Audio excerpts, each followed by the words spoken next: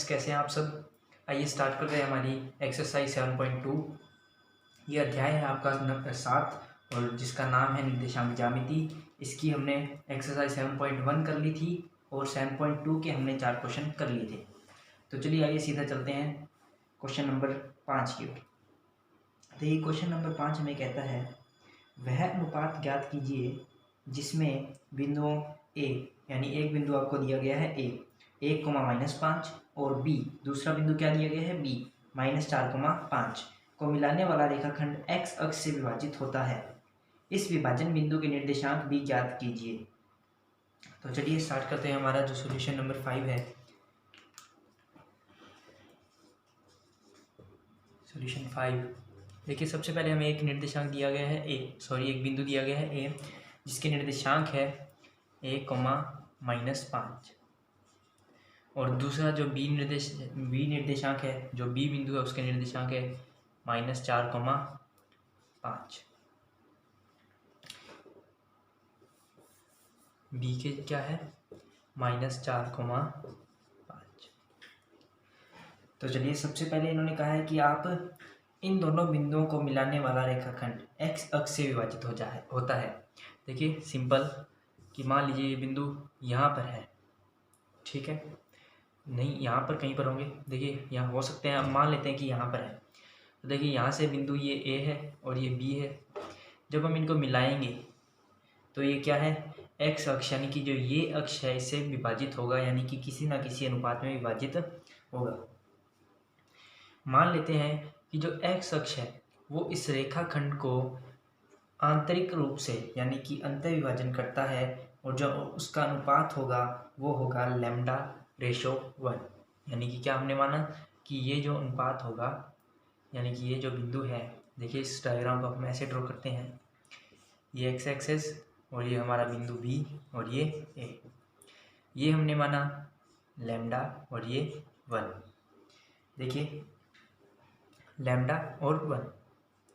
तो चलिए हमें ज्ञात क्या करना है, यहाँ से जो दो बिंदु है उनके निर्देशांक ज्ञात करने हैं। सबसे पहले ये देखिए कि यहाँ पर अगर जो बिंदु हमें ये ज्ञात करना है इसके निर्देशांक क्या होंगे।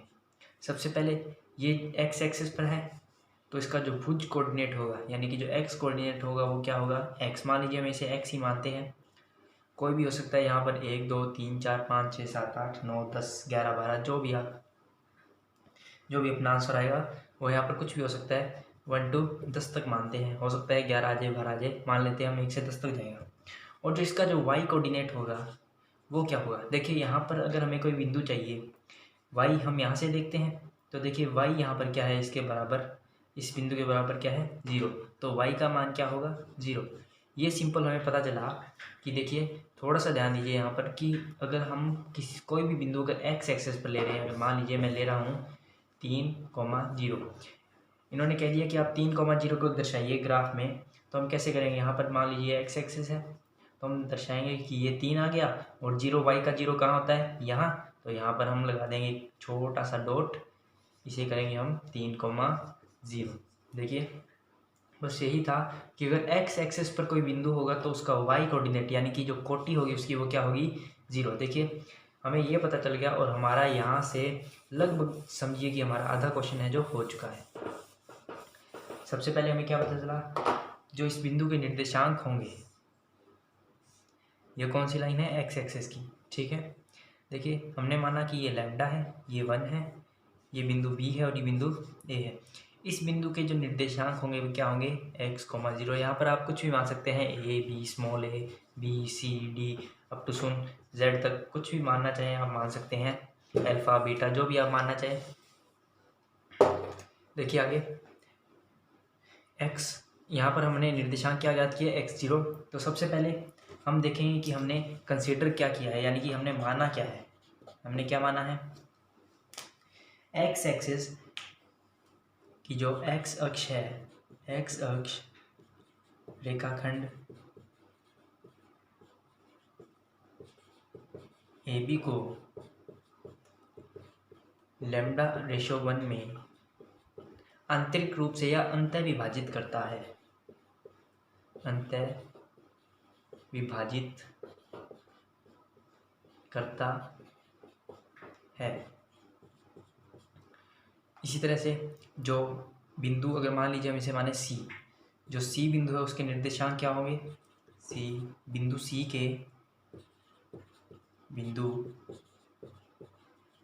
के निर्देशांक देखिए क्या होंगे? ये हमने माना है x और 0, ये माना नहीं है। देखिए थोड़ा सा दिमाग लगाया हमने यहाँ पर कि जो y होगा, अगर x एक्सेस पर कोई भी बिंदु है तो उसका जो y होगा, यानी कि जो कोटि होगी, कोटि जो कोऑर्डिनेट होगा वो क्या होगा? 0। देखिए हमने यहाँ पर माना क्या कि ये जो वैल्यू है उसे हमने x मान लिया। ठीक है, तो चलिए क्वेश्चन को स्टार्ट करते हैं। सबसे पहले हमें पता होना चाहिए कि जो अंतः विभाजन का फॉर्मूला होता है x के लिए वो क्या होता है। देखिए अंतः विभाजन का फॉर्मूला होता है x के लिए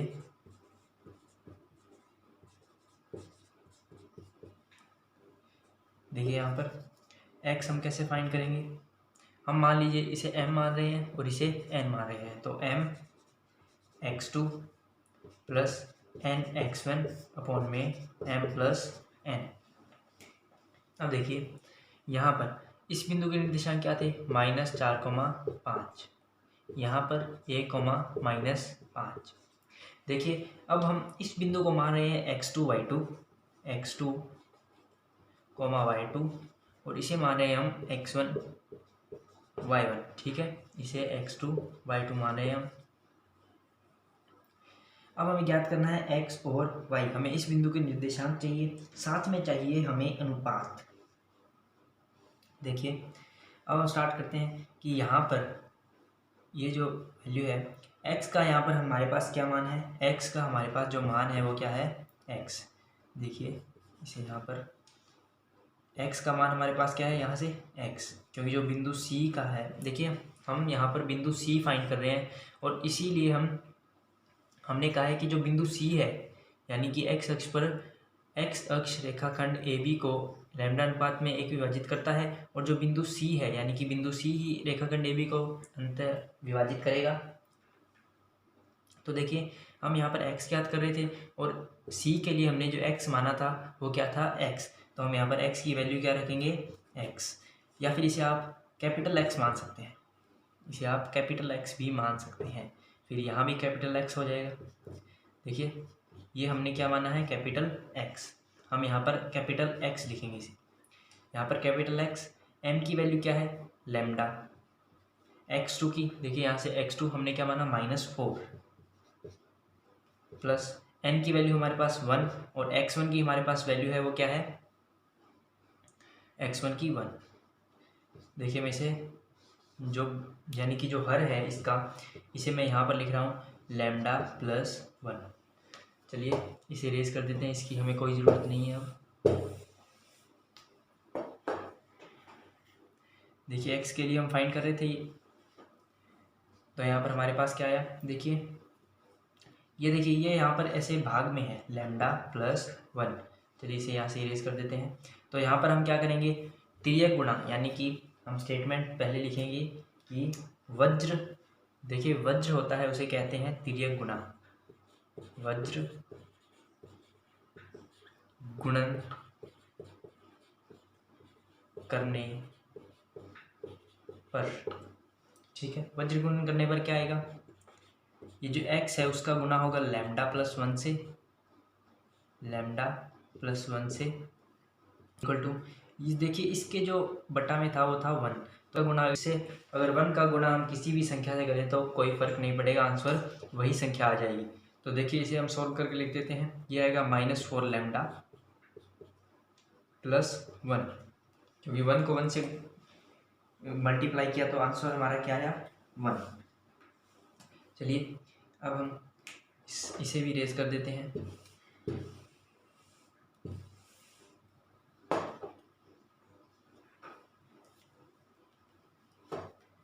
देखिए यहाँ पर आप एक काम कीजिए, x को यहाँ पर अंदर मल्टीप्लाई कर दीजिए, या आप मल्टीप्लाई एक बार चलो मत कीजिए, हम इसे मानते हैं समीकरण 1, हमने इसे माना इक्वेशन फर्स्ट। देखिए हमने इसे इक्वेशन फर्स्ट माना है। अब चलते हैं हम y के लिए। हम क्या कर रहे हैं, y के लिए। देखिए ये समीकरण आप ध्यान रखिएगा। चलो इसे अलग से नोट डाउन कर लेते हैं। देखिए x lambda plus 1 is equal to -4 lambda plus 1। देखिए इसे थोड़ा सा ध्यान में रखिएगा, क्योंकि अब हम y के लिए ज्ञात कर रहे हैं। जो हमारा C बिंदु के लिए जो y है वो हम ज्ञात कर रहे हैं। देखिए यहाँ से हम ज्ञात क्या करेंगे, देखिए y is equal to my2 plus ny1 upon में m प्लस n। देखिए y का मान हमारे पास है 0 यहाँ से, क्योंकि सिंपल देखिए अगर आप किसी भी बिंदु को अगर आप x अक्ष पर लेंगे तो उसका जो y कोऑर्डिनेट होगा वो क्या होगा, 0।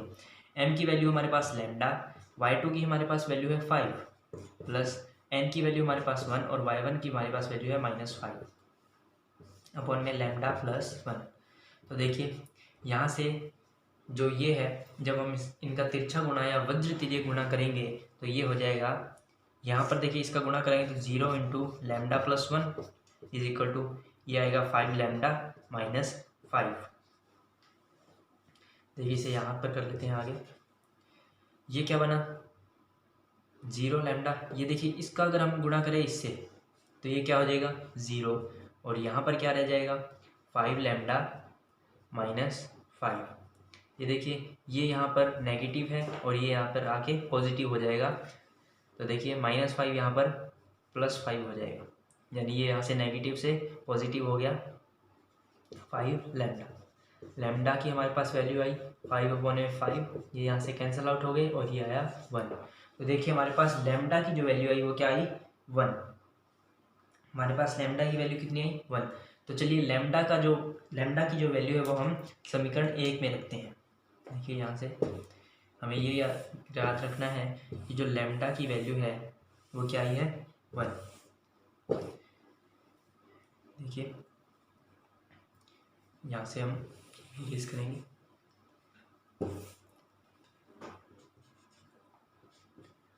लैम्डा का मान समीकरण 1 में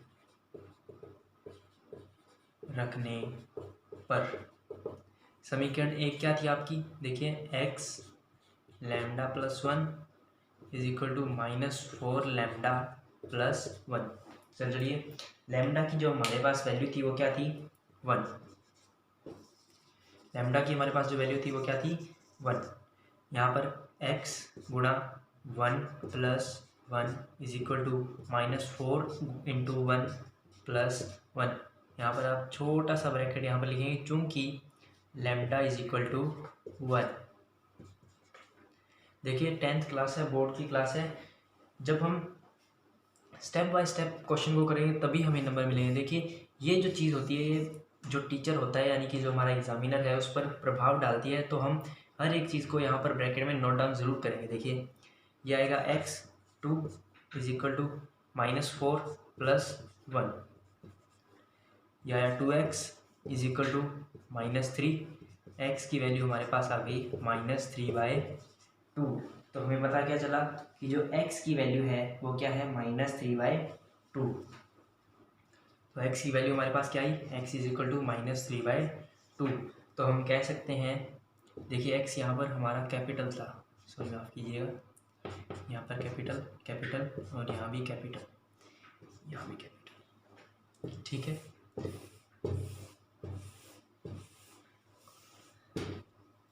अतः देखिए अब हम स्टेटमेंट लिखेंगे। अतः बिंदु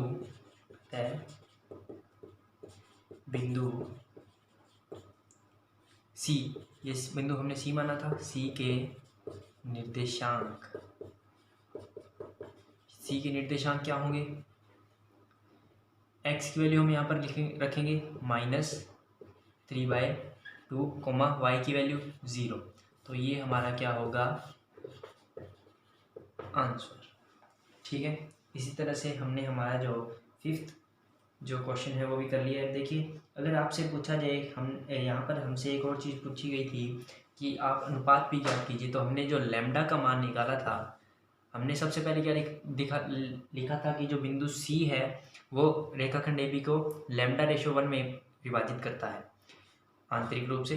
तो λ/m1 is equal to m/n। Lambda की वैल्यू हमारे पास थी 1/1, तो λ/1 का हमारा आंसर क्या आया 1/1, ये बराबर होगा m/n के। तो आपको ये चीज़ जरूर लिख के आनी है। ये देखिए 2 क्वेश्चन हमसे इस क्वेश्चन में पूछे गए थे, दोनों के जवाब हमने दे दिए हैं। चलिए अब हम चलते हैं हमारे छठे क्वेश्चन की ओर। तो देखिए हमारा जो 6th क्वेश्चन है वो हमें क्या कहता है, यदि बिंदु 1,2, 4,y, x, 6 और 3,5 हमें 4 बिंदु दिए गए हैं, इसी क्रम में लेने पर एक समांतर चतुर्भुज के शीर्ष हों तो x और y ज्ञात कीजिए। देखिए हमें 4 बिंदु दिए गए हैं। Solution number 6। देखिए हमें 4 बिंदु दिए गए हैं, सबके निर्देशांक देख लीजिए। 1,2 पहला बिंदु, 4,y दूसरा बिंदु, x, 6 तीसरा बिंदु और 3,5 चौथा बिंदु।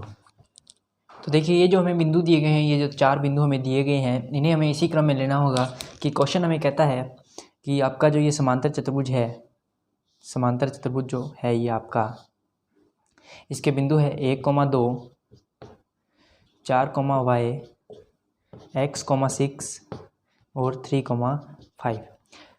तो इन हमें x और y यानी कि इस y का और इस x की हमें वैल्यू फाइंड करनी है। तो सबसे पहले आप इन बिंदुओं को कुछ नाम दीजिए। मान लीजिए इसे मैं a दे रहा हूँ, इसे b, इसे c और इसे d। कुछ भी आप मर्जी से, अगर मान लीजिए आप इसे b देना चाहें तो इसे b दे सकते हैं, इसे d इसे फिर d दिया जाएगा नाम। तो देखिए सबसे पहले आपने एक नियम पढ़ा होगा कि जो समांतर चतुर्भुज के जो विकिरण होते हैं वो परस्पर समद्विभाजित करते हैं। समांतर चतुर्भुज के विकिरण परस्पर समद्विभाजित करते हैं। देखिए समद्विभाजित करेंगे।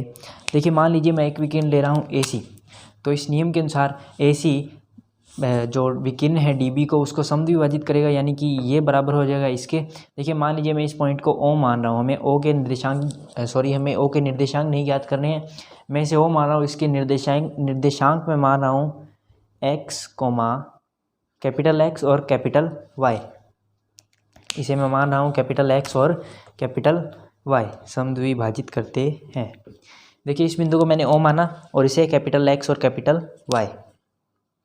देखिए समद्विभाजित करेंगे तो AC जो विकिरण है वो विकिरण BD को समद्विभाजित करेगा, यानी कि जो DO है वो बराबर हो जाएगा BO के। सबसे पहली बात। दूसरी बात, अगर विकिरण DB यानी कि जो ये विकिरण है वो समद्विभाजित करेगी इस विकिरण को, तो AO बराबर हो जाएगा OC के। थोड़ा सा ध्यान दीजिए कि AO बराबर हो जाएगा OC के और DO बराबर हो जाएगा OB के। देखिए इससे हमें क्या पता चला कि जो O है वो AC का मध्य बिंदु है और ये जो O यानी ये O है वो DB का मध्य बिंदु है। देखिए यहाँ से हमें क्या पता चला कि ये इस रेखा का भी मध्य बिंदु है, यानी कि जो AC है उसका भी मध्य बिंदु है ये O, और जो DB है उसका भी मध्य बिंदु है O। तो हमें क्या पता चला कि इसका मध्य बिंदु और इसका मध्य बिंदु क्या है, बराबर है।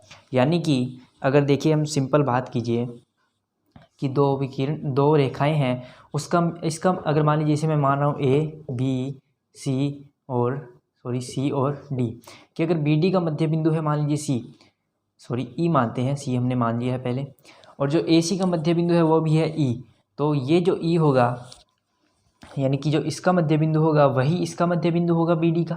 तो देखिए हमें क्या पता चला कि देखिए यहाँ पर थोड़ा ध्यान दीजिए, हमें X और Y की वैल्यू याद करनी है। अगर हम यहाँ पर X की जो वैल्यू है वो बराबर रखें। देखिए ये मध्य बिंदु है इनका, तो x की देखिए ये x इसके बराबर हो जाएगा। इस x देखिए आपको मैं यहाँ पर विभाजित करके दिखाता हूँ। सबसे पहले देखिए हम विकिरण ले रहे हैं AC, यहाँ पर ही देख लीजिए हम ले रहे हैं विकिरण AC, ठीक है। अब इसका जो मध्य बिंदु है वो है O, इसे मैंने माना है x, y। अगर मान लीजिए इसके निर्देशांक हमारे पास है 1, 2 और इसके हमारे पास है x, 6। अब देखिए हमें अगर ये x फाइंड करना है तो हम कैसे करेंगे, हम मध्य बिंदु का फॉर्मूला लगाएंगे। मध्य बिंदु से हमें क्या पता चलेगा कि x + 1 यानी इसका x और इस बिंदु का x क्या है, हम उनको जोड़ें प्लस x + 1, अब हम उसको डिवाइड कर दें 2 से तो हमारे पास इस x की वैल्यू आ जाएगी। सबसे पहली बात थोड़ा सा ध्यान दीजिए कि ये जो x है, सबसे पहले हम बात कर रहे हैं AC के लिए। AC के लिए देखिए जो x है वो बराबर होगा x + 1 यानी कि x1 + x2/2। x1 मान लीजिए मैं इसे 1 को मान रहा हूँ और x2 मैं x को मान रहा हूँ, ये बराबर होगा 2 के। मैंने इसे मान लिया x = 1 + x/2, ये है हमारी समीकरण 1। इसी तरह से अगर हमें y की वैल्यू ज्ञात करनी है, हमें क्या ज्ञात करनी है y की वैल्यू, तो उसके लिए क्या होगा y1 + y2/2 = y1 मैंने माना है 2 प्लस जो y2 है वो है 6/2, इसे हम जोड़ देते हैं 6 + 2 8/2, ये आएगा y = 4। इसे मैंने माना समीकरण 2। अब मैं बात करता हूँ इस विकिरण BD की। इसके लिए जो निर्देशांक है x, y वो क्या होंगे। अगर हमें BD के लिए देखिए हम यहाँ पर BD को हम यहाँ पर तोड़ते हैं हम इसे। BD के लिए जो बिंदु है जो मध्य बिंदु है वो है O, इसके निर्देशांक क्या है x और कैपिटल X और कैपिटल Y। B के क्या है 3,5 और D के क्या है यहाँ पर B के जो निर्देशांक है वो है 4,y और जो D के हैं वो है 3,5। अब देखिए अगर हमें ये x ज्ञात करना है तो हम कैसे करेंगे। x के लिए हम x1 और x2 का जोड़ करके उसे 2 से भाग दे देंगे, यानी कि हमें कैपिटल X के लिए क्या करना होगा 3 + 4 का योग कर उसे 2 से भाग देना होगा। ये क्या हुआ 7/2, तो कैपिटल X बराबर है 7/2, ठीक है। इसे मैंने माना समीकरण 3। अब देखिए इसे मैं ये इरेज कर रहा हूँ, यह आपका बिंदु D था। अब देखिए यहाँ पर y के लिए BD के लिए जो y होगा वो बराबर होगा y1 y2 यानी कि 5 + y/2 के। इसे मैंने मान लिया समीकरण 4। अब देखिए यहाँ पर ये जो x है, ये x और ये x बराबर है, क्योंकि जो O है वो मध्य बिंदु है BD का और AC का, तो इसका मध्य बिंदु और इसका मध्य बिंदु बराबर होंगे, यानी कि जो x की वैल्यू होगी इस x की वैल्यू होगी वही इस x की वैल्यू होगी, तो ये अपने आप बराबर हो जाएंगे। यहाँ से देखिए ये हमारे पास बराबर हो जाएंगे, तो हम क्या लिखेंगे समीकरण 1 व 3 से 1 + x/2 = 7/2। देखिए दोबारा हम रिपीट कर लेते हैं कि O है वो मध्य बिंदु है BD का और वही O मध्य बिंदु है AC का, यानी कि इस x की जो वैल्यू होगी वो इसके बराबर होगी। अगर मान लीजिए इसकी वैल्यू हमारे पास आती है 2, इसकी वैल्यू क्या आएगी 2। अगर ये 2 बराबर है तो ये 2 भी तो बराबर होंगे ना। थोड़ा सा देखिए दिमाग लगाइए कि अगर ये दो बराबर हैं, यानी कि इस x की वैल्यू, ये देखिए x तो ये एक ही है, अगर ये x बराबर है तो ये भी आपस में बराबर हो जाएंगे, यानी कि 1 + x/2 किसके बराबर होगा 7/2, जिसे हमने लिया है समीकरण 1 व 3 से। इसी तरह से देखिए चलिए इसे आगे सोल्व कर देते हैं। अगर हम यहाँ पर देखिए समीकरण 2 व 4 को यहाँ पर अलग से नोट डाउन कर लेते हैं। 4 हमारे पास है, हम 2 को और लिख सकते हैं कैपिटल Y = 4, ये हमारी क्या थी समीकरण 2। अब हम इसे इरेज कर देते हैं। देखिए इसे आगे सॉल्व करेंगे तो क्या होगा, देखिए सबसे पहले हम इसे क्या करेंगे, तिरछा गुणा करेंगे, यानी कि तिर्यक गुणा करेंगे। तिर्यक गुणन करने पर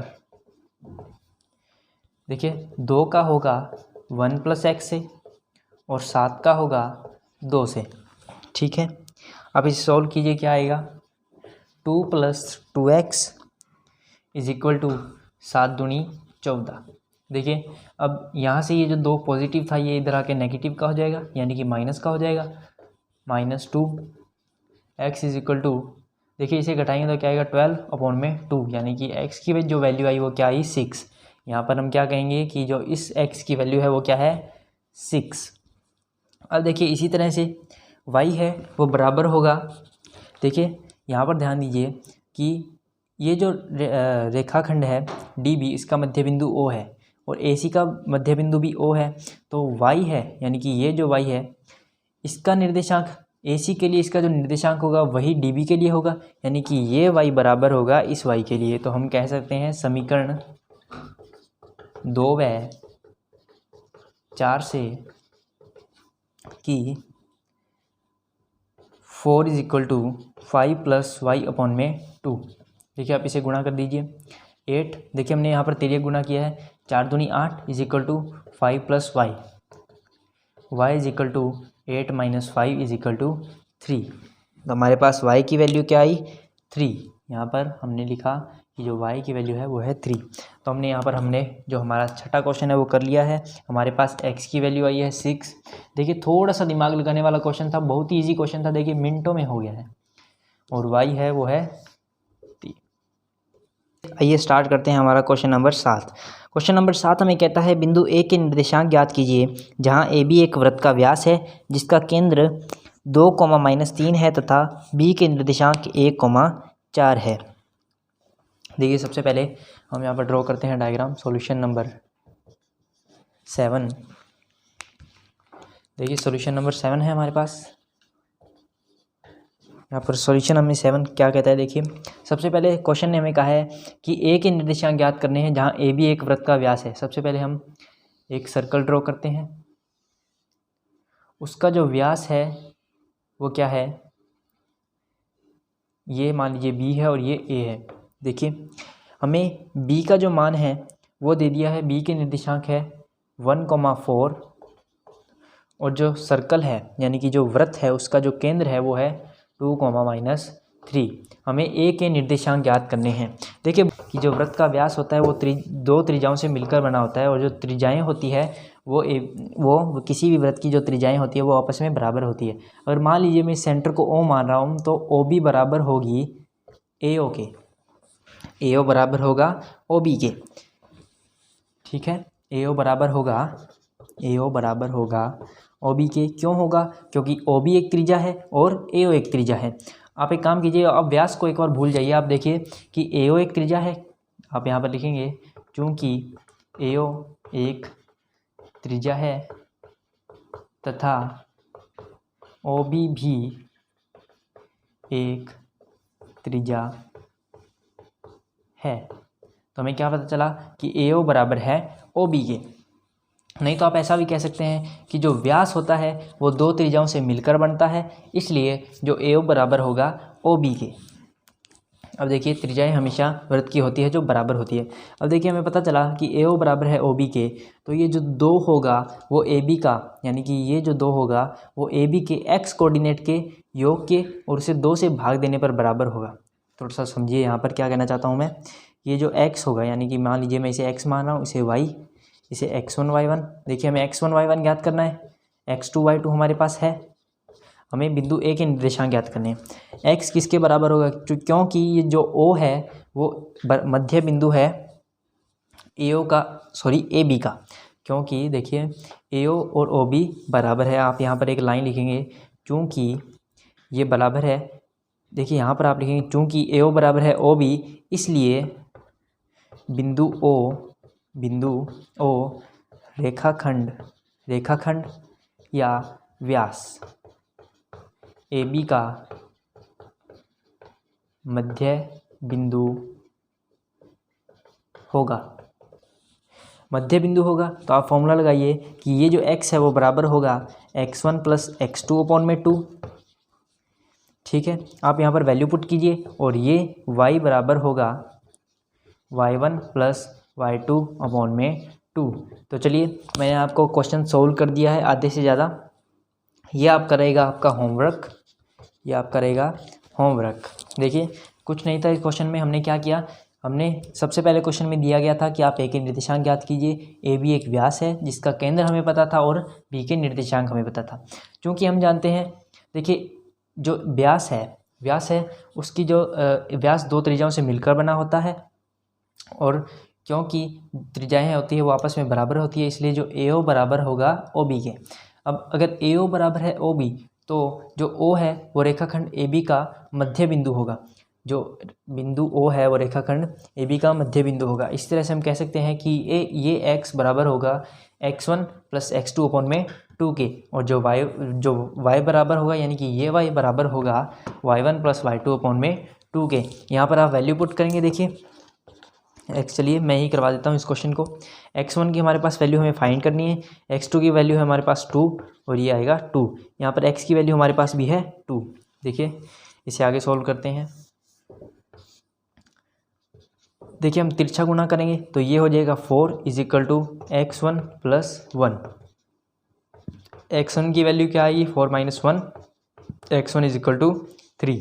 इसी तरह से y के लिए y बराबर होगा y1 प्लस y2 अपॉन में 2। देखिए y की वैल्यू है -3 इज इक्वल टू y1 की वैल्यू हमें फाइंड करनी है, y2 की वैल्यू हमारे पास है 4 अपॉन में 2। देखिए यहाँ पर इसका तिरछा गुना हो जाएगा, 2 × 6 is equal to y1 plus 4। y1 की वैल्यू क्या आएगी -4 minus 6 is equal to y1 is equal to -10। तो हमने यहाँ पर x1 और y1 की वैल्यू ज्ञात कर ली। तो हमारे पास जो x की वैल्यू आई 3, और देखिए हमारे पास x1 की वैल्यू आई 3 और y1 की -10। तो आप यहाँ पर वर्डिंग क्या लिखेंगे, अतः जो बिंदु A के निर्देशांक होंगे वो होंगे 3, -10। चलिए हमने हमारा जो 7वां क्वेश्चन है वो भी हमने कंप्लीट कर लिया है। अब हम चलते हैं हमारे 8वें क्वेश्चन की ओर। देखिए 8th क्वेश्चन हमें क्या कहता है। 8th क्वेश्चन, यदि A और B क्रमशः, हमें बिंदु A और बिंदु B दिए गए हैं। बिंदु A के निर्देशांक है -2, -2 और B के निर्देशांक है 2, -4। बिंदु P के निर्देशांक ज्ञात कीजिए ताकि AP अपॉन में AP is equal to 3/7 AB हो और P रेखाखंड AB पर स्थित हो। देखिए मैं आपको बताना चाहूँगा, सबसे पहले इन्होंने कहा क्या है। देखिए इन्होंने हमें 2 बिंदु दे दिए हैं और हमें बताना है कि AB है, जो P के निर्देशांक ज्ञात करने हैं। इन्होंने हमें दिया है साथ में कि जो AP है, हम यहाँ पर लिखते हैं सबसे पहले सॉल्यूशन नंबर 8th। हमें सबसे पहले तो बिंदु A और बिंदु B के निर्देशांक दिए हैं -2, -2 और जो बिंदु B है वो दिया है हमें 2, -4। अब देखिए AP है वो बराबर है 3/7 AB के, 3/7 AB के। अब देखिए हमें बिंदु P के निर्देशांक ज्ञात करने हैं और जो बिंदु P है वो रेखाखंड AB पर स्थित है। जो बिंदु P है वो रेखाखंड AB पर स्थित है। मान लीजिए मैं इसे यहाँ पर मान रहा हूँ बिंदु P का। चलिए थोड़ा सा यहाँ पर मानते हैं, बिंदु P है वो यहाँ पर है, बिंदु P, ठीक है। तो चलिए स्टार्ट करते हैं। सबसे पहले देखिए कि जो AP है वो हमें बराबर दिया गया है, AP बराबर है 3/7 AB के। तो देखिए हम क्वेश्चन को सोल्व कैसे करेंगे, हम यहाँ पर इसे सोल्व करते हैं। देखिए AP है, AP जो है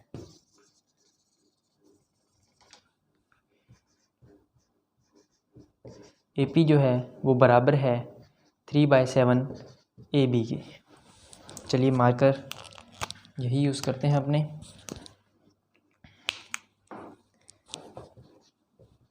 अब देखिए आप इस AB को यहाँ पर भाग में ले आइए, यानी कि AP अपॉन में AB इज इक्वल टू 3/7।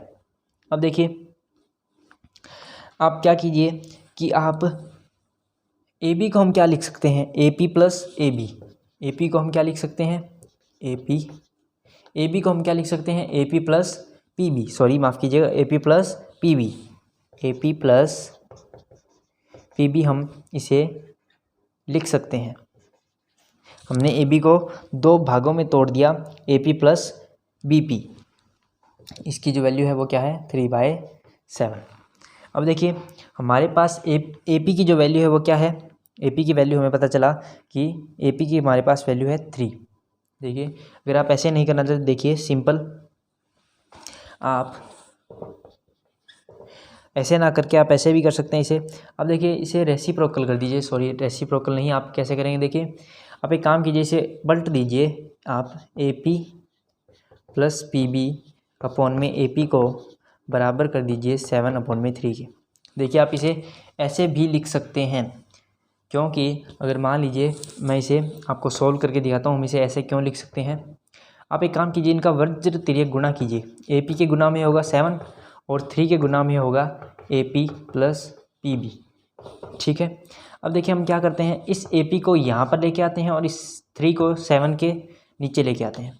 देखिए मैं इसको सोल्व कर रहा हूँ, मैं इससे ये बनाऊँगा 7/3 बराबर A P plus P B या बी पी बराबर है अपॉन में ए पी। देखिए इससे मैंने ये भी बना दिया। ठीक है, तो आप इसे ऐसे भी लिख सकते हैं सीधा, इसमें कोई कंफ्यूज होने की ज़रूरत नहीं है आपको ज़्यादा। तो चलिए क्वेश्चन को आगे करते हैं। देखिए A P plus P B, देखिए आप इसे अलग अलग कर दीजिए। अलग अलग आप कैसे करेंगे, देखिए यहाँ पर हम क्वेश्चन करते हैं, ए पी अपॉन में A P plus P B upon में A P is equal to 7/3। अब देखिए इसे आगे 1 प्लस यहाँ से ए पी कैंसिल हो जाएगा और ये आएगा पी बी अपॉन में, सॉरी यहाँ पर ए पी आएगा, पी बी अपॉन में A P is equal to 7/3। अब देखिए अगर आप 3 को, अगर आप इसे आगे तोड़ना चाहें तो कैसे तोड़ेंगे, 1 प्लस पी बी अपॉन में A P is equal to, इसे आप लिख सकते हैं 4 + 3।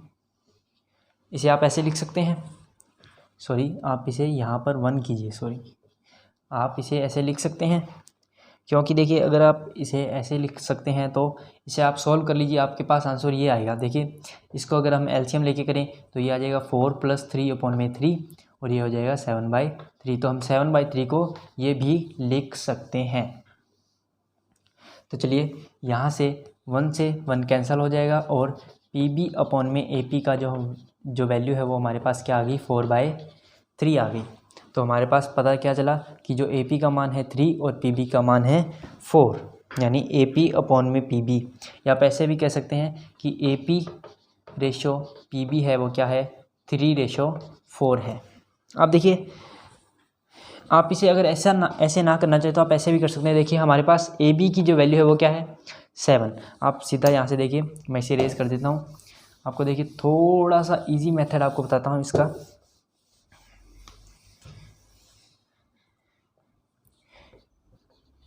अपॉन में 7, देखिए ए पी की जो वैल्यू है, यानी कि ये जो वैल्यू है हमारे पास क्या है, 3। पहले हमें ये पता नहीं था, देखिए ये तो हमने बाद में फाइंड किया है। अगर हम बात करें कि हमें ये पता नहीं है तो हम कैसे फाइंड करेंगे। देखिए ए पी की जो वैल्यू है वो क्या है, 3। हमने पता चला कि ए पी क्या वैल्यू है, 3। ए पी और जो ए बी है उसको हम क्या लिख सकते हैं, ए बी। देखिए अब आप यहाँ से एक काम कीजिए, ए पी की वैल्यू हमें पता चल गई, आप एक काम कीजिए यहाँ से लीजिए ए बी बराबर है 7। ठीक है, ए बी क्या मान होता है, ए बी को हम लिख सकते हैं A P plus P B is equal to 7। A P की वैल्यू हमारे पास है 3 plus P B is equal to 7। P B की वैल्यू हमारे पास आ जाएगी 4।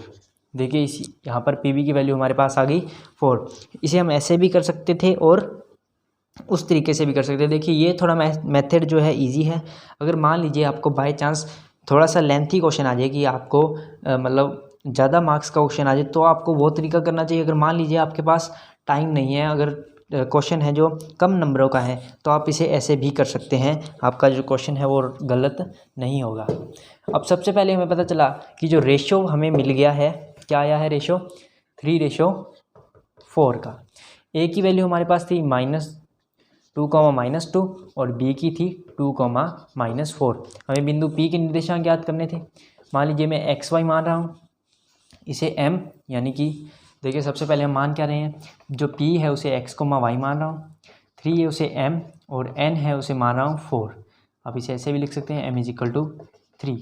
अब जो A की निर्देशांक है उसे मान रहा हूँ X1, Y1 = -2, B को मैं मान रहा हूँ X2, Y2 = 2, -4।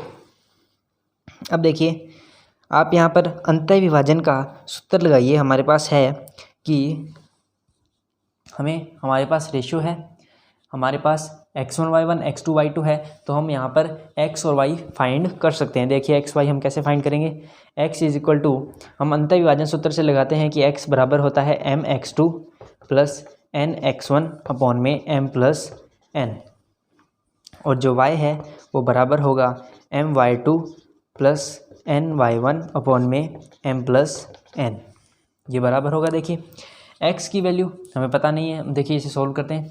m की वैल्यू है हमारे पास 3 इंटू x2 की जो वैल्यू है हमारे पास, देखिए x2 की वैल्यू क्या है 2, प्लस n की वैल्यू है हमारे पास 4 और x1 की -2/3 + 4। देखिए हम इसका मल्टीप्लाई करेंगे तो 3 × 2 6 प्लस 4 × -2 -8 = 7। देखिए आप इसे जब 6 देखिए प्लस माइनस -8/7, जब आप इसे आगे सॉल्व करें तो ये आएगा -2/7। तो हमारे पास x की क्या वैल्यू आ गई, -2/7। देखिए आगे y सॉल्व करते हैं। देखिए m की वैल्यू हमारे पास 3, y2 हमारे पास है -4 प्लस 4n, हमारे पास n की जो वैल्यू हमारे पास 4 है और जो y2 है वो है -2/7 जब हम इसका गुणा करेंगे तो ये आएगा -12 प्लस -8/7, ये होगा -12 -8/7 और ये आ जाएगा -20/7। देखिए जब आप किसी भी क्वेश्चन का कंसेप्ट समझ लेते हैं, यानी कि आप वो क्वेश्चन हमें कह क्या रहे हैं, अगर हम उसकी वर्डिंग और उसका कंसेप्ट समझ ले तो उसके बाद हमारे पास सिर्फ कैलकुलेशन बचेगी और कैलकुलेशन हम आसानी से कर सकते हैं। तो सबसे पहले आप ये ध्यान दीजिए कि हम कंसेप्ट किस तरह से समझ सकते हैं और जल्दी से जल्दी कब समझ सकते हैं। आप कंसेप्ट को जल्दी से जल्दी समझने की कोशिश कीजिए, आराम से धीरे से क्वेश्चन पढ़िए और कंसेप्ट समझिए, फिर उसके बाद आपका जो क्वेश्चन है वो हो जाएगा। इसके बाद देखिए आप वर्डिंग क्या लिखेंगे, अतः बिंदु P के निर्देशांक -2/7 और -20/7 होंगे। तो देखिए आप कंसेप्ट समझिए, उसके बाद जो क्वेश्चन है वो आपका इजीली हो जाएगा, क्योंकि उसके बाद सिर्फ कैलकुलेशन आपके पास रहती है। कैलकुलेशन आप किस तरीके से करेंगे वो आपके ऊपर डिपेंड करता है। देखिए अब हम चलते हैं हमारे 9th क्वेश्चन की ओर। बिंदुओं A -2,2 और बिंदु B है 2,8 को जोड़ने वाले रेखाखंड AB को 4 बराबर भागों में विभाजित करने वाले बिंदुओं के निर्देशांक ज्ञात कीजिए। देखिए बिल्कुल इजी क्वेश्चन है, ये आपका होमवर्क रहेगा, थोड़ा सा समझ लीजिए कि क्वेश्चन को करना कैसे है। Solution 9th। सबसे पहले कहा है इन्होंने एक रेखाखंड AB है, A के निर्देशांक हमारे पास है -2,2 और B के हैं 2,8। इन्होंने कहा है कि बराबर बराबर 4 भागों में बांटना है। अब देखिए बराबर बराबर 4 भागों में कितने बिंदु बांटेंगे। सबसे पहले मान लीजिए कि जो 3 बिंदु है वो इसे 4 भागों में बांटेंगे। देखिए किस तरह से, एक बिंदु यहाँ पर, एक यहाँ पर और एक यहाँ पर। देखिए ये कितने भाग बने, एक भाग, दूसरा भाग, तीसरा भाग और चौथा भाग। देखिए जब आपको कह दिया जाए, आपको एक ट्रिक बताता हूँ इससे रिलेटेड। अगर मान लीजिए कि जो बिंदु है वो 4 भागों में बांट रहे हैं तो उनकी संख्या कितनी होगी, 3, जो हमें फाइंड करनी होगी। अगर बिंदु 5 भागों में बांट रहे हैं तो बिंदुओं की संख्या कितनी होगी, जो हमें फाइंड करने वो होंगे 4। अगर मान लीजिए आपको कह दिया जाए कि ये 5 भागों में बांट रहा है बराबर बराबर, तो यहाँ पर बिंदुओं की संख्या कितनी हो जाएगी, 4। इसी तरह से हम कहना चाहते हैं कि आपके पास ये ट्रिक होती है कि आप जितने बराबर बराबर भाग होंगे उनमें से एक बिंदु घटा दीजिए और आपके पास बिंदु आ जाएंगे जो आपको ज्ञात करने होंगे। तो चलिए स्टार्ट करते हैं हमारा क्वेश्चन। अब देखिए सिंपल, हमें पता चल गया कि जो 3 बिंदु हमें ज्ञात करने होंगे इस रेखाखंड AB को 4 बराबर भागों में बांटने के लिए। तो देखिए हम इस बिंदु को मानते हैं कि आप मान लीजिए इसे, आप इस बिंदु को मान रहे हैं PQR, ठीक है। अब देखिए थोड़ा सा ध्यान दीजिएगा कि ये डिस्टेंस देखिए 4 बराबर बराबर भागों में बांटना है। तो AP बराबर है PQ बराबर है QR और ये बराबर होगा RB के। अब देखिए अगर मैं ऐसे कहूँ कि जो Q है वो रेखाखंड AB का मध्य बिंदु है, तो क्या आप मेरे इस कथन से सहमत है? देखिए मैं आपको बताता हूँ कि जो AQ है वो बराबर है QB के। क्या आप मेरे इस कथन से सहमत है? देखिए नहीं भी है तो देखिए मैं आपको सहमत करूँगा। देखिए AQ को हम क्या लिख सकते हैं, AP plus PQ is equal to QB क्या है हमारे पास, QR प्लस RB। देखिए मैंने आपको सिंपल ये कहा कि जो Q है वो AB का मध्य बिंदु है। अगर मध्य बिंदु होगा तो जो AQ है वो बराबर होगा QB के। अब देखिए हम AQ को कैसे तोड़ सकते हैं, AP, PQ, QR और RB के। हमें पता है कि ये क्या है, बराबर है। हम AP को क्या हम देखिए अगर PQ बराबर है AP के, तो मैं PQ को AP लिख सकता हूँ और RB बराबर है QR के। अगर मान लीजिए कि QR बराबर है RB के तो मैं इसे RB प्लस RB लिख सकता हूँ। देखिए ये बराबर हो जाएगा 2AP is equal to RB 2RB। देखिए 2AP और 2RB, 2AP का मतलब कि ये बराबर है इसके, तो इसको AP और इसको AP कह सकता हूँ मैं। तो ये क्या हो जाएंगे, जुड़ के 2AP हो जाएंगे क्योंकि ये बराबर है इसके। अगर मान लीजिए मैं सेम को जोड़ूँ 5 + 5 ये क्या आएगा 10। अगर मैं इसका गुणा कर दूँ 2 से तो भी क्या आएगा 10। तो मैं कहना चाहता हूँ कि हमें पता है कि जो AP है वो बराबर है RB के। इसी तरीके से AP बराबर है RB की, ये तो हमें पता है। तो जो 2AP है 2AP को मैं क्या लिख सकता हूँ, AQ और 2RB को मैं लिख सकता हूँ QB, माफ़ कीजिएगा QB। देखिए सबसे पहले मैंने क्या किया, मैंने इसको यहाँ पर इस तरीके से तोड़ के मैंने PQ को AP में चेंज किया और QR को RB में चेंज किया। देखिए 2RB को अगर मैं QR को यहाँ पर RB कह दूँ, क्योंकि QR यहाँ पर RB है, ये भी RB और ये भी RB, ये क्या हुई डिस्टेंस इतनी 2RB डिस्टेंस हुई। और ये देखिए ये AP यहाँ तक और ये जो PQ है यानी कि ये जो डिस्टेंस है वो बराबर है AP के, तो ये भी AP, इसे मैं AP कह सकता हूँ। तो ये क्या हो जाएगा 2AP। तो 2AP किसके बराबर है, 2AP बराबर है AQ के और जो 2RB है वो बराबर है QB के। देखिए अब मैंने आपको क्या कहा था कि जो AQ है वो बराबर है QB के, तो जो Q होगा वो किसका मध्य बिंदु होगा, AB का। जो Q होगा वो मध्य बिंदु होगा AB का, ठीक है। जो Q होगा वो मध्य बिंदु होगा AB का। हमें x को मान लीजिए y फाइंड करना है। ये क्या हो जाएगा x2 y2 और ये हो जाएगा x1 y1। अब देखिए ये मध्य बिंदु है, तो मध्य बिंदु के लिए हम कौन सा फॉर्मूला लगाते हैं, x1 + x2/2 और y के लिए हम लगाएंगे y1 + y2/2। देखिए सभी वैल्यू आपके पास है, x2 की वैल्यू आपके पास है, x1 की आपके पास है, y1 की आपके पास है, y2 की वैल्यू आपके पास है। तो इस तरह से आप बिंदु Q ज्ञात कर लेंगे। ये आपका क्या रहेगा, होमवर्क।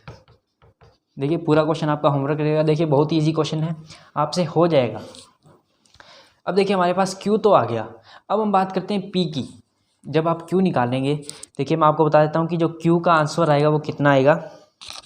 देखिए मैं आपको ये भी बता देता हूँ कि जो Q का आंसर आएगा वो आएगा 0,5, यानी कि इसकी वैल्यू आएगी 0 और इसकी आएगी 5। आप देखिए इसे जोड़ करके आप सोल्व करेंगे जब इसे, तो इसकी वैल्यू क्या आएगी, इसकी आएगी x की वैल्यू हमारे पास आएगी 0 और y की जो वैल्यू आएगी वो आएगी 5। अब देखिए आपके पास q के निर्देशांक आपके पास है और a के निर्देशांक आपके पास है। आपको ज्ञात करना है बिंदु P। अब देखिए ये तो हमें क्वेश्चन में ही कह दिया है, अकॉर्डिंग टू क्वेश्चन हमें क्या कहा गया है कि AP बराबर है PQ, AP बराबर है PQ। तो जो बिंदु P है वो इस AQ का मध्य बिंदु होगा। इसी तरह से अगर मान लीजिए मैं इसे आगे तोड़ूं तो ये क्या बनेगा, QA और P, ये क्या होगा, मध्य बिंदु। देखिए ये हो जाएगा XY हमें ज्ञात करना है, और ये हो जाएगा X2, Y2 जिसकी वैल्यू हमारे पास है 0,5, और ये हो जाएगा X1, Y1 जिसकी वैल्यू है -2,2। इसी तरह से हमारे पास P आ जाएगा। देखिए P की जो वैल्यू है वो मैं आपको नहीं बताऊंगा, वो आप खुद करके देखिएगा। अब इसी तरह से तो हमने बिंदु P ज्ञात कर लिया, बिंदु P। अब हम बात करते हैं बिंदु R की, बिंदु R। देखिए हमने बिंदु R ज्ञात करना है। बिंदु R हम कैसे ज्ञात करेंगे, देखिए जो बिंदु R है वो QB का मध्य बिंदु है, क्योंकि जो QR है वो बराबर है RB के। ये हमें अकॉर्डिंग टू क्वेश्चन दिया गया है। अकॉर्डिंग टू क्वेश्चन हमें क्या दिया गया है, QR है वो बराबर है RB के, इसलिए जो R है वो मध्य बिंदु होगा, सेंट्रल पॉइंट ऑफ QB, जो रेखाखंड QB है उसका। इसी तरह से अगर मान लीजिए मैं इसे, देखिए आप इसे आगे सॉल्व करेंगे तो ये हो जाएगा Q, ये B, ये आएगा R। इसे आप मानेंगे x, y इस बिंदु को, इसे x1, y1, इसे x2, y2। इसके निर्देशांक आपके पास है 0,5, इसके है 2,8। अगर आपको x ज्ञात करना है तो आप इन दोनों का एडअप करके उसे 2 से भाग दे दीजिए, आपके पास x आ जाएगा। y ज्ञात करना है तो आप इन दोनों का एडअप करके 2 से भाग दे दीजिए, आपके पास y आ जाएगा। तो इसी तरह से आप Q, P और R के निर्देशांक ज्ञात करेंगे। देखिए बिल्कुल ही ईजी सा क्वेश्चन था। चलिए अब हम चलते हैं हमारे 10वें क्वेश्चन की ओर। 10वां क्वेश्चन आपको आपकी स्क्रीन पे दिखाई दे रहा होगा। देखिए 10वां क्वेश्चन आपकी स्क्रीन पे, एक समांतर चतुर्भुज का क्षेत्रफल ज्ञात कीजिए जिसके शीर्ष समचतुर्भुज है। देखिए समचतुर्भुज का क्षेत्रफल ज्ञात कीजिए जिसके शीर्ष क्रमशः इसी क्रम में 3,0, 4,5, -1,4 और -2, -1 होंगे। सबसे पहले आपको पता हो कि जो समचतुर्भुज होता है, सबसे पहले आपको पता हो कि जो समचतुर्भुज होता है, सॉल्यूशन नंबर 10th। सबसे पहले हम शीर्ष जो है वो लिख लेते हैं। सबसे पहला शीर्ष है 3,0, 4,5, -1,4 और -2, -1। अब देखिए जो समचतुर्भुज होता है, हमने हमारी जो पहली प्रश्नावली यानी कि 7.1 थी उसमें भी हमने बात की थी वर्ग, आयत, समांतर चतुर्भुज और समचतुर्भुज के बारे में। देखिए जो समचतुर्भुज और वर्ग है वो लगभग बराबर होते हैं, लगभग, और आयत और समांतर चतुर्भुज लगभग बराबर होते हैं, क्योंकि आयत और समांतर चतुर्भुज में आमने सामने की भुजाएं तो बराबर होती है, लेकिन आयत में विकीर्ण बराबर होते हैं और समांतर चतुर्भुज में विकीर्ण बराबर नहीं होते हैं। इसी तरह से अगर वर्ग की बात की जाए, वर्ग है उसमें चारों भुजाएं तो बराबर होती है, साथ में जो विकीर्ण होते हैं वो भी बराबर होते हैं। देखिए ये थोड़ा डायग्राम है जो गलत बना है। देखिए यहाँ पर जो विकीर्णें होंगी वो भी क्या होंगी, आपकी बराबर होंगी। और जो समचतुर्भुज है देखिए कुछ इस प्रकार का होता है, बिल्कुल वर्ग जैसा होगा, क्योंकि इसकी जो भुजाएं होती है वो तो बराबर होती है, लेकिन जो विकीर्ण है वो बराबर नहीं होते हैं, जो विकीर्ण है वो बराबर नहीं होते हैं। और जो समचतुर्भुज के विकीर्ण है वो परस्पर लंब समद्विभाजित करते हैं। लंब समद्विभाजित का मतलब ये विकीर्ण तो बराबर होंगी, लेकिन ये जो एंगल होगा वो क्या होगा, 90 डिग्री का एंगल होगा, लेकिन वर्ग में ऐसा नहीं होता है। तो देखिए हमें पता चला कि जो आपको समचतुर्भुज दिया गया है उसके जो शीर्ष हैं वो कुछ इस प्रकार से हैं, 3,0, 4,5, -1,4 और -2, -1। मान लीजिए मैं इस बिंदु को A, B, C और D मान रहा हूँ। देखिए इसकी कुछ विकीर्णें भी होंगी। देखिए भुजाएं हैं वो तो बराबर होंगी, ठीक है, लेकिन विकीर्ण बराबर नहीं होगी। अब सबसे पहले हमें पता होना चाहिए कि जो समांतर चतुर्भुज का क्षेत्रफल हमें ज्ञात करना है तो उसका फॉर्मूला क्या होता है। समांतर चतुर्भुज का क्षेत्रफल का जो फॉर्मूला होता है वो होता है 1/2 उसके विकिरणों का गुणनफल, यानी कि 1/2 इंटू जो विकिरण होंगे, मान लीजिए यहाँ पर AC इंटू यहाँ पर DB या BD, यहाँ पर ये आपके विकिरण होंगे। ये हमें क्या दिया गया है, समांतर चतुर्भुज का क्षेत्रफल। वैसे तो समांतर चतुर्भुज का जो क्षेत्रफल होता है वो क्या होता है, 1/2 उसके विकिरणों का गुणनफल।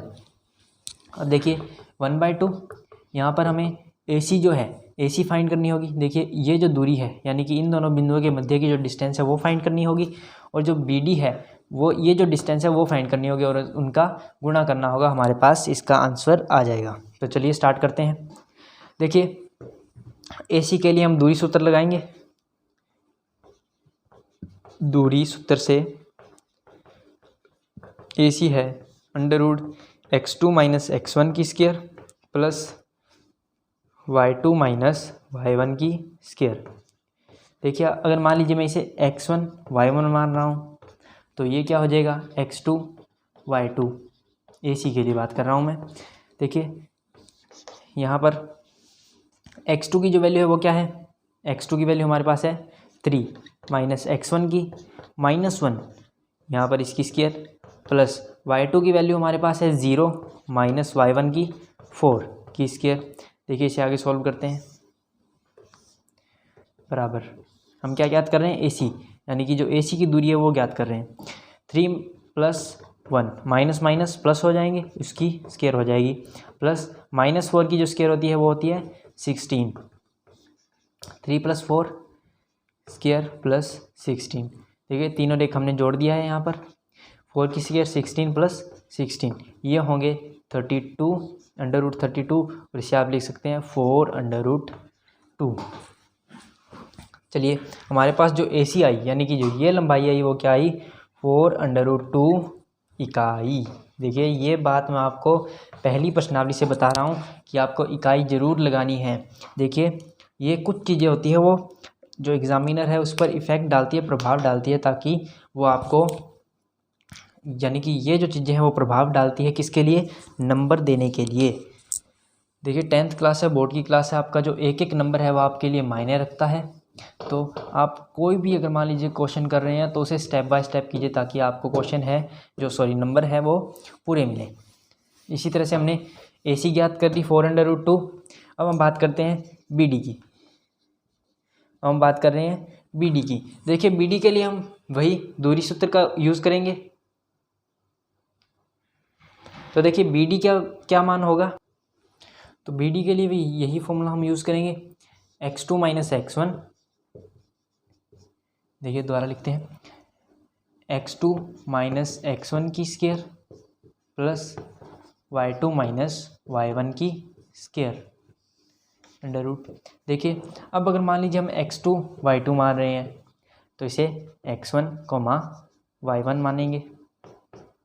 x2 हमारे पास क्या है, x2 है हमारे पास 4 - 2, क्योंकि जो हमारे पास x1 है वो है -2, इसकी हम करेंगे स्क्वायर, प्लस y2 की वैल्यू हमारे पास 5 है, और जो y1 है वो भी हमारा क्या है, 1 की स्क्वायर। यहाँ पर 4, देखिए माइनस माइनस यहाँ पर प्लस हो जाएगा, 4 + 2 स्क्वायर प्लस 5 + 1 की स्क्वायर। देखिए ये क्या होगा, 6 की स्क्वायर 36, प्लस ये क्या होगा 36। देखिए आप यहाँ पर एक काम कीजिए, आप इसे एडअप भी कर सकते हैं, नहीं तो आप एक और काम कीजिए। देखिए आप इसे 32 लिख सकते हैं, और यहाँ पर क्या आएगा 6√2। देखिए आप नहीं तो एक और काम कीजिए। देखिए ये जो स्टेप है आप इसको क्या कीजिए, यहाँ से 36 कॉमन लीजिए, अंदर क्या रहा 1 + 1। देखिए आप किसी भी क्वेश्चन को इस तरीके से भी कर सकते हैं। ये क्या हो जाएगा 2। अब देखिए 36 × 2 क्या होता है 72। देखिए हम इसे सोल्व नहीं करेंगे, यहाँ पर ये क्या है 36 × 2 है। जो 36 होता है वो किसकी स्क्वायर होती है, 6 की। तो यानी कि ये जो 6 है यहाँ पर ये बाहर आ जाएगा, तो यहाँ पर क्या रह जाएगा 6√2। इसे आप ऐसे भी कर सकते हैं, जो एग्जामिनर है वो आपका आंसर गलत नहीं करेगा। तो यहाँ पर हमारे पास जो BD का जो मान आया वो क्या आया 6√2 इतना ही नहीं नहीं, 6√2 इकाई। देखिए इकाई ज़रूर लगाइएगा, ये चीज़ मैं आपको बार बार बता रहा हूँ। √2 इकाई, इकाई लगाना बहुत ज़रूरी है। तो चलिए, हमें पता था कि जो समचतुर्भुज होता है उसका क्षेत्रफल का फॉर्मूला क्या होता है, 1/2 उसके विकिरणों का गुणनफल, विकिरणों का मान हमारे पास है। तो चलिए वैल्यू पुट करते हैं। 1/2 AC की वैल्यू 4√2 इंटू जो dB होगा वो क्या होगा 6√2। देखिए यहाँ पर ये जो 2 है, देखिए आप इसे चलो सोल्व कर लीजिए। 4√2 इंटू 6√2 क्या होगा 24 इंटू 2/2, क्योंकि √2 का अगर हम गुणा करेंगे √2 से तो क्या आएगा 2 आएगा, और 4 का हम 6 से गुणा करेंगे तो 24। ये क्या आया 24 इकाई। ये क्या आया आंसर हमारा 24 इकाई स्क्वायर या वर्ग इकाई। क्या आप जानते हैं ये यहाँ पर इकाई हमने क्यों नहीं लिखा? क्या कोई जानता है हमने यहाँ पर इकाई क्यों नहीं लिखा?